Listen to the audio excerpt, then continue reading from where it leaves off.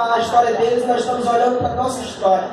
Há discípulos que eram explosivos, há discípulos que gostavam do anonimato, como Filipe, gostavam de colocar a mão no arado, mas gostavam de ficar no anonimato.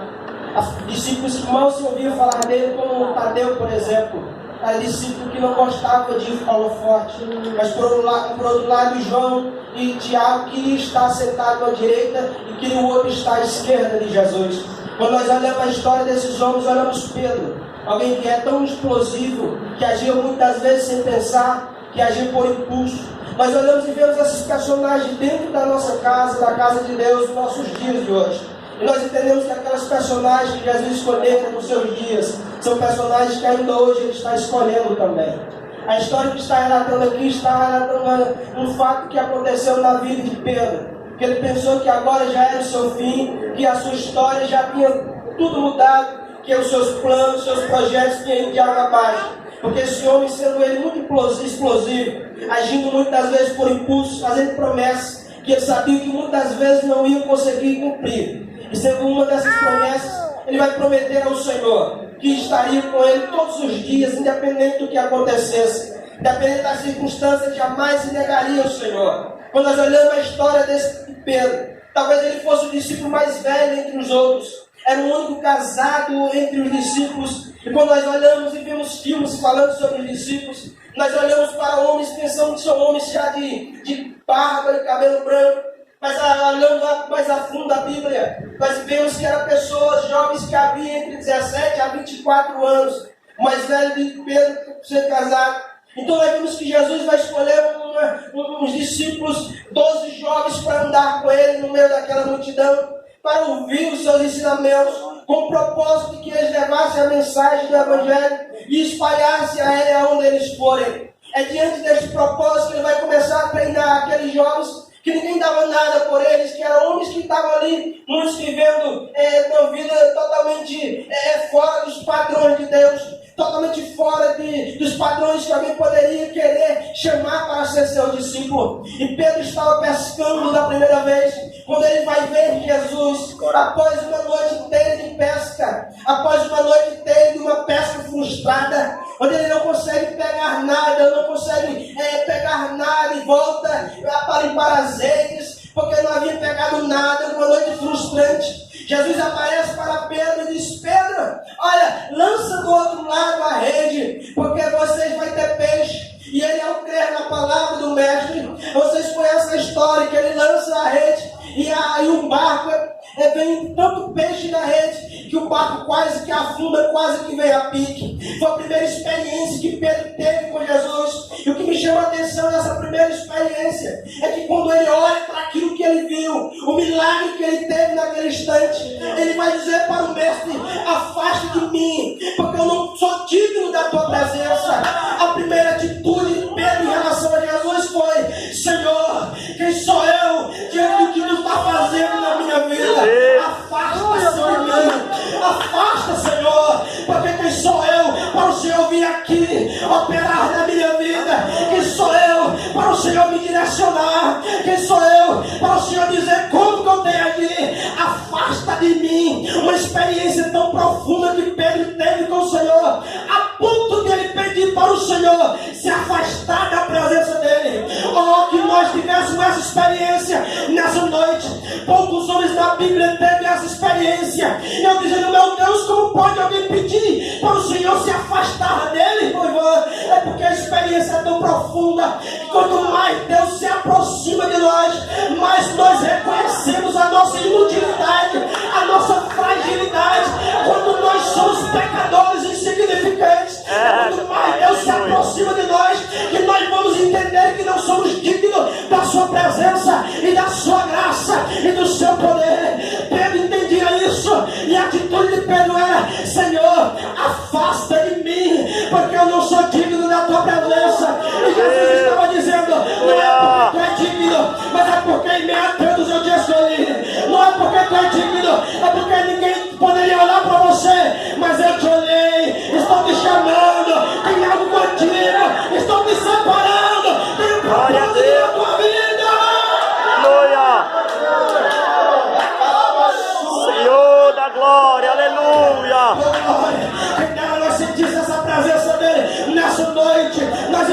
aqui nós somos apenas pó. Quem desce no Senhor Santíssimo, essa presença dele nessa noite. Quem desce, nós entendemos que a noite passada da pesca foi frustrante, mas o amanhecer, oh glória, no momento que ele aparece, oh glória, é momento de glória, é momento de alegria, é momento de vitória, é momento de transformação, é momento de mudança, é momento de vida nova, é momento de rumo novo. Quando ele aparece, não importa se houve noite de frustração, mas o amanhã vai ser manhã de glória, o amanhã vai ser manhã de alegria.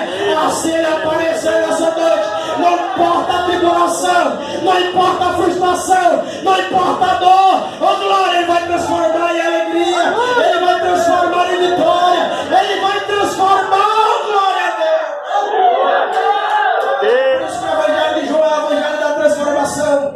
Jesus começa no capítulo 2 transformando água em vinho, aleluia, faltou vinho, aleluia, faltou vinho na festa, mas Jesus chega e transforma água em vinho.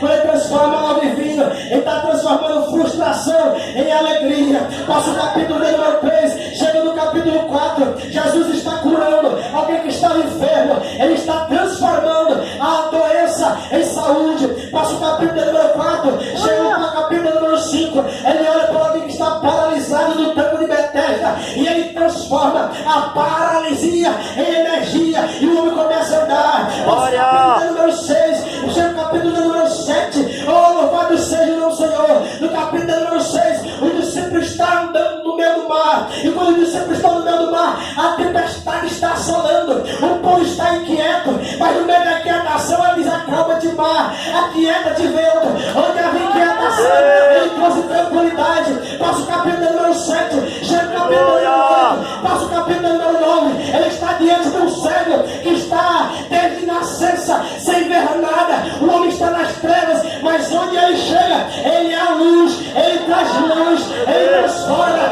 Passa o capítulo número 9, passa o capítulo número 10, chega no capítulo número 11, lá está Jesus, aleluia, vendo Marta e Maria chorando. Alguém morreu, foi Lázaro que morreu. Jesus chega dizendo: não chores, eu cheguei, eu vou transformar a morte em vida. Oh, louvado seja o nome do Senhor. Chega no capítulo 12, chega no 13, passa o 14, passa o 15, chega no capítulo número 21, onde sempre estão frustrados, desanimados, dizendo: perdemos. Jesus morreu, acabou. Chega Jesus dizendo: ei, oh glória, lança do outro lado. Oh glória, o que é isso? Jesus está dizendo: perdeu nada. Onde houver derrota, eu estou restaurando, eu estou trazendo vitória, eu estou trazendo renovo. Eu não sei se você está me entendendo nessa noite, mas eu estou dizendo que o meu Jesus é o Deus que transforma, é o Deus que muda, é o Deus que opera. Onde houver dúvida, ele está trazendo alegria, ele está trazendo certeza. Não importa o cenário da tua vida, Jesus transforma, Jesus muda. Onde ele chega para mudar.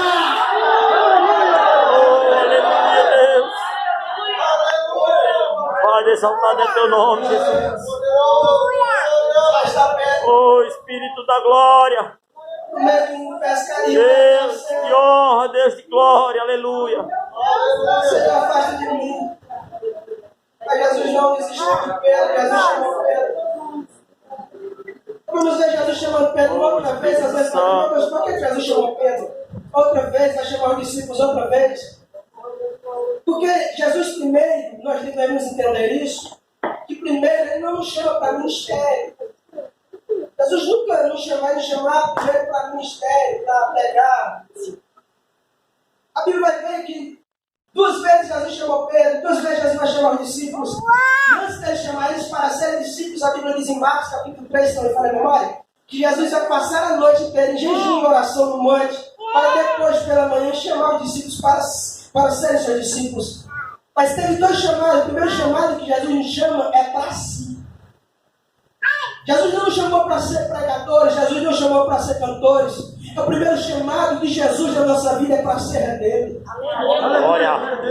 Jesus disse bem claramente: vinde a mim, eu estou chamando você para ser meu. Aleluia. Depois que você entender que você é meu, aí eu vou te designar para algo. Eu vou te dizer, vai passar algo. Vai que tem algo para você. Mas se você não entender que você não foi chamado para algo, mas antes de tudo você foi chamado para Ele. Aí você vai, quando algo não dá certo na sua vida, você desiste, você para, você desanima. Mas quando o ministério não me dá crédito, quando ninguém ouve e acredita em você, você ainda está dizendo, pode até não estar dando crédito em mim, mas eu fui chamado e foi para ser dele. Então, glória. Eu ainda vou continuar dando glória a Deus, aleluia. Não importa se ninguém me dá crédito, porque eu fui chamado e foi para ser dele, para glorificar a Ele, para andar com Ele, para ser a menina dos olhos dele, para ser a noiva dele, se dá crédito dele. Mas eu tenho um dono, Jesus me chamou, me livrou do meio do mal, no meio da frustração. Eu que me importa é saber que foi escolhido por Ele, separado por Ele para dar glória. Se você está aqui nessa noite, não é a tua casa, você não está embora, você veio porque Ele te chamou para ser dele e os adoradores. Onde tem os adoradores do Senhor, meu Senhor. Espírito da glória, aleluia. Louvado seja Deus. Glória. Não importa se eu tenho uma coisa quando fala, não. O que importa é que eu sou dele. Não importa se eu tenho cargo na igreja ou não. O que importa é que eu sou dele. Eu estou te chamando para ser meu. Eu estou te chamando para ser meu. Eu estou te chamando para ser meu. Ô Felipe, eu estou te chamando para ser meu. Vem cá que eu tenho algo para vocês. Quando você entender que você é meu, eu vou mostrar algo diferente para você. Eu vou te levar a uma profundidade maior. Mas enquanto você está aqui apenas pensando em cadeira e cargo, Jesus está dizendo, está longe daquilo que eu quero que você entenda o que eu tenho para a sua vida. Ah, Espírito da glória, aleluia.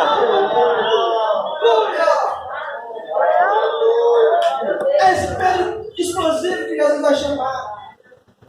Assim, lá numa cidadezinha pequena, Betsaida, mesma cidadezinha que era tudo pedra. Jesus disse, vai ficar pedra sobre pedra que vai resistir. Você vai ficar aqui muro de pedra. Ainda hoje, na cidade de Pedro, só tem pedra. É um paradoxo, Pedro e pedra. Então, Pedro significa um pedaço de pedra. Mas foi esse Pedro que Jesus chamou. Homem que agiu muitas vezes por impulso. Chegou os soldados romanos dizendo, mas esse Jesus aí, ele não paga imposto. Pedro diz, paga. Ele paga imposto. Agiu por impulso.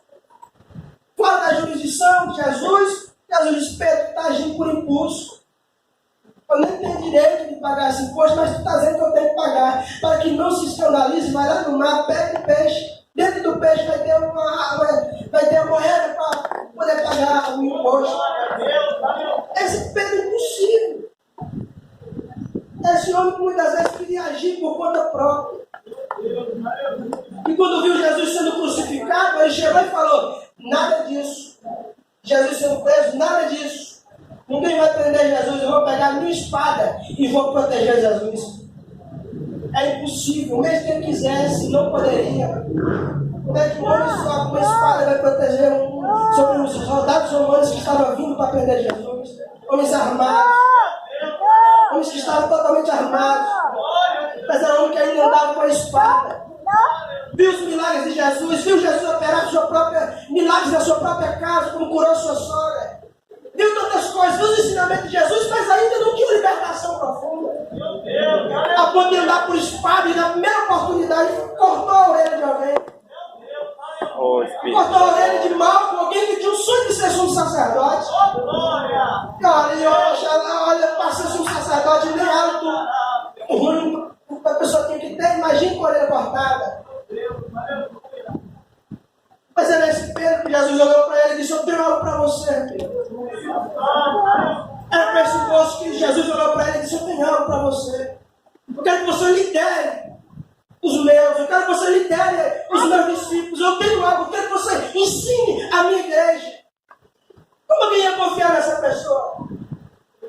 Então ele entende que a oportunidade que ele recebeu de Jesus foi tão preciosa, foi tão valiosa.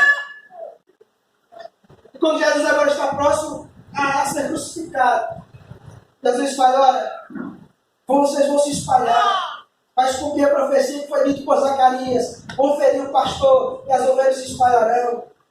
Pedro disse, Senhor, o Senhor está louco. Eu não espalhava, né? Jamais farei isso. Aconteça o que acontecer. Eu jamais vou te abandonar. Porque eu sei que tu és o Deus Filho, tu és o Filho do Deus Vivo. Aleluia. Aí Jesus disse, Pedro, não foi carne nem sangue que te revelou isso, mas foi meu Pai que te revelou isso. Glória. Eu sou filho de Deus Vivo. Mas esse mesmo Pedro que tinha revelações profundas a respeito de Jesus. Era só Jesus virar as costas que agora ele chega para Jesus. Jesus, vem cá, chamou Jesus no particular. Faz isso não, Senhor. Vão te matar. Vai ser crucificado. Aí Jesus diz, sai de mim, Satanás. Se afaste de mim, Satanás. Porque tu está emprestando a boca ao diabo. Aleluia, eu vim para cumprir o propósito do meu Pai. O mesmo Pedro que estava tendo revelações profundas era o mesmo Pedro que estava emprestando a boca ao diabo. Deus, Senhor da glória. Será que Pedro não somos nós? Muitas vezes pregamos de forma tão bonita. Subimos em público, chegamos no público tão alegres. Glórias a Deus. Achamos ter uma santidade tão profunda. Mas na primeira oportunidade estamos prestando a boca ao diabo. É Deus, aleluia. Mas o que me chama a atenção é que quem presta a boca ao diabo, Jesus, quando exorta em público. Ele vem cá, Jesus, tem em particular para falar com você. Ah, Pedro está me chamando em particular, mas eu quero que todos saibam que está falando. Meu Deus. Aleluia, guarda ela. Porque senão Jesus pega e expõe. Aleluia, aleluia, louvado seja Deus. Aí Pedro disse, afasta, Pedro, que tu não sabe o que tu está dizendo e tem mais. Ainda que o galo cante 3 vezes, tu vai me negar. Pedro, olha o que eu estou falando, aleluia. Pedro, antes que o galo cante 3 vezes, tu vai me negar. Que amor. E é justamente o que acontece, Jesus é preso. Avançar aqui. Jesus é levado junto com os soldados romanos. Irmão, numa noite, Jesus ele foi uma peteca na mão das autoridades. Primeiro ele foi levado para a autoridade de Anás, depois levado para Caifás, depois levado para Herodes, depois levado para Caifás, e Caifás levou para Pilatos. Isso durante a noite. Quando chega amanhã, está sendo Jesus julgado. E foi nessa noite que Jesus está sendo preso, sendo levado para o pátio. Pedro de longe está indo, vendo Jesus, o que está acontecendo. A Bíblia é um negócio que João normalmente tinha uma certa influência.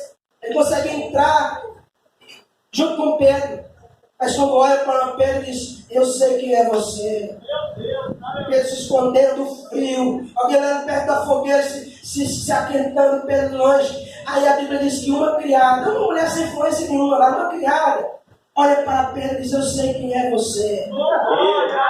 Você é um dos tais, você é um dos deles. Pedro olha e diz, você está ficando louca.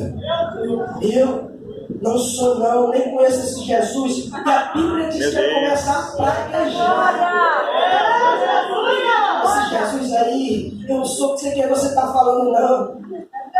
Aí a mulher diz 3 coisas a respeito de Pedro que é a nossa cara. A primeira coisa que ela olha para Pedro diz, você é um dos tais, porque eu vi, você estava com eles. Eita, Deus forte, aleluia. Não dá para negar, com quem a gente anda, revela quem nós somos. É, Jesus. Se eu andar com crente pentecostal, você é pentecostal.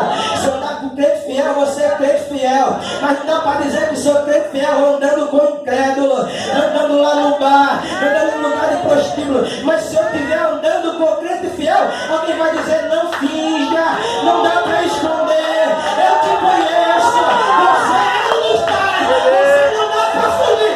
Eu sei quem você é. Oh, glória a Deus. Maravilha, meu Pai, aleluia. Oh, Espírito da glória. Aleluia! Você já está andando com ele, as suas manias já estão igual a dele. Olha, eu estou te conhecendo.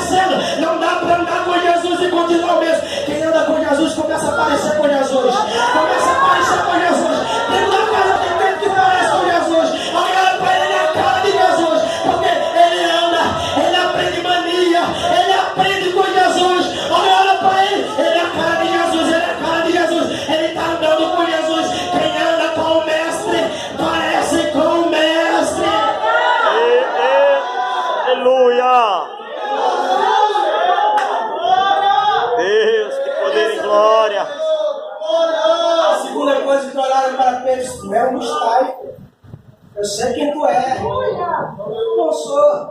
É assim. Porque você fala. Você é galileu. Você fala igual ele. O seu linguajar está te denunciando. Você está querendo parecer judeu, mas o seu linguajar é de um galileu. Você é um dos tais. Aí Pedro diz: hoje, gente, eu não sou cearense, não. É sim. Caraca, Jacurão, não dá para fugir do seu linguajar. Esse linguajar é uma coisa que mais condena alguém. Não dá para dizer que você é de uma nacionalidade, de uma regionalidade. O seu linguajar te condena. Porque vai falar, o linguajar está muito enraizado sobre a identidade de alguém. Quer conhecer sobre a identidade de alguém? Observe o que ele fala. É por isso que Jesus diz: o que sai daqui revela quem tu é. Aleluia. É por isso que a mulher falou assim: tu é um dos tais. Não dá para dizer que você não é um dos tais, porque você começa falando de futebol, mas pensa que não, você está falando de Jesus. Você começa falando, sei lá de que foi, de política, mas Jesus começa a entrar no meio do negócio. Você começa a falar de louvor, de música secular, sei lá o quê, mas pensar que não, já está pensando em morrer de fome. Quem é, não dá para negar. Ou você assume que é, ou toma coragem, ou toma posição, mas deixa de ser frouxo. Quem é, não dá para negar. Seja na faculdade, seja no trabalho, onde quer que eu for. Eu sou crente, eu sou pentecostal, eu sou comprado pelo sangue do Cordeiro. Onde eu for, eu vou dizer quem sou, porque eu fui comprado, eu fui lavado. Acontece o que acontecer, eu não vou negar quem eu sou. Não dá para. Seja Deus. Quem pode adorar? Cadê o cidadão do céu? Deixa eu ver se tem cidadão do céu. Quem ainda fala a língua do céu? Quem entende as coisas do céu? Quem ainda pode a glória? Poder, glória, aleluia. Eu penso com esse Tem que ser adorado, meu Deus. Está enganada. Aleluia. Eu vou nem dizer o que é que vão dizer de você, porque você já sabe.